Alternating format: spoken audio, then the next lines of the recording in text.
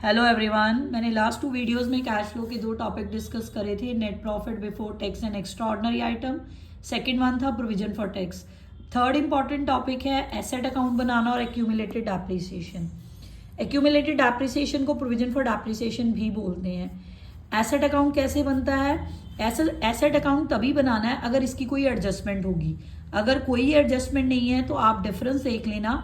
अगर डिफरेंस में current year में से प्रीवियस ईयर माइनस करना, अगर पॉजिटिव फिगर है तो इसका मतलब है purchase non cash investing activity में क्या होगी? माइनस। और अगर कम हो रही है फिगर तो वो सेल ऑफ एसेट होगी, वो इन्वेस्टिंग एक्टिविटी में प्लस होगा, क्योंकि परचेज से क्या होता है? आउटफ्लो।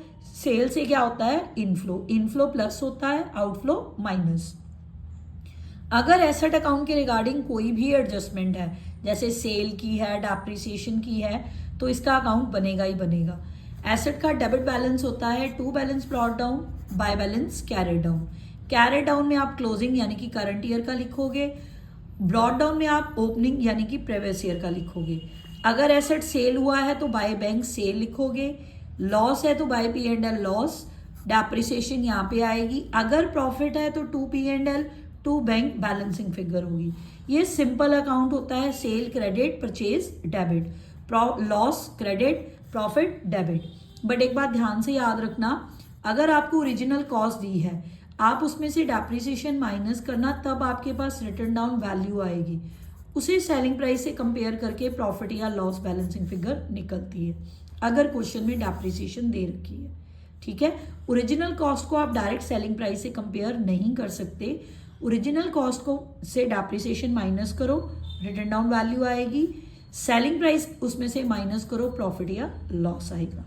दूसरा इंपॉर्टेंट पॉइंट, अगर बाय चांस आपको सेल का वैल्यू नहीं दिया, क्वेश्चन में सेल की वैल्यू नहीं दी, आपको प्रॉफिट या लॉस दिया है, तो आपकी बाय, अगर आप अकाउंट बनाते हो प्रॉपर ऐसे और क्रेडिट साइड पे ही बैलेंसिंग फिगर आ रही है, तो वो क्या होगी? By bank sale. I repeat, अगर आपको क्वेश्चन में एसेट का प्रॉफिट लॉस दिया है, आप अकाउंट बनाओ और क्रेडिट साइड बैलेंसिंग फिगर आ रही है, तो वो क्या आएगी? सेल। परचेज बैलेंसिंग फिगर नहीं होगी, तब सेल बैलेंसिंग फिगर होगी, क्योंकि आपको सेल के रिगार्डिंग हिंट दे रखा है क्वेश्चन में, प्रॉफिट या लॉस। ठीक है जी। एक्यूमुलेटेड डेप्रिसिएशन अकाउंट भी आप तभी बनाओगे अगर एक्यूमुलेटेड डेप्रिसिएशन का बैलेंस गिवन हो और उसके रिगार्डिंग एडजस्टमेंट हो। देखो इसका अकाउंट कैसे बनता है? By balance brought down opening, to balance carry down closing. Opening मतलब प्रीवियस ईयर, क्लोजिंग मतलब करंट ईयर। ठीक है जी।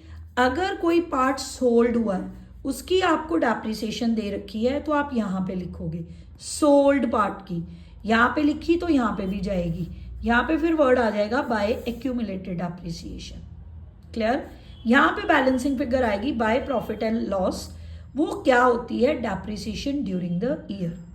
रिमेंबर इट, अगर आपको सोल्ड पार्ट की डेप्रिसिएशन एक्यूमुलेटेड गिवन है क्वेश्चन में, आप टू साइड लिखोगे, by profit and loss account एक बैलेंसिंग फिगर आएगी जो क्या होगी? Depreciation during the year.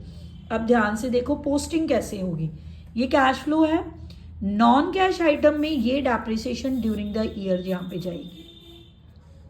अगर आपको लॉस हुआ है तो प्लस होगा, अगर प्रॉफिट हुआ है तो माइनस होगा। ये दोनों प्लस होंगे नॉन कैश आइटम में, डेप्रिसिएशन और लॉस, प्रॉफिट माइनस होगा। परचेज यहाँ पे आएगी, अगर परचेज है तो इन्वेस्टिंग एक्टिविटी में माइनस, अगर सेल है इन्वेस्टिंग एक्टिविटी में प्लस। ठीक है जी। ये तो एडजस्टमेंट के साथ था।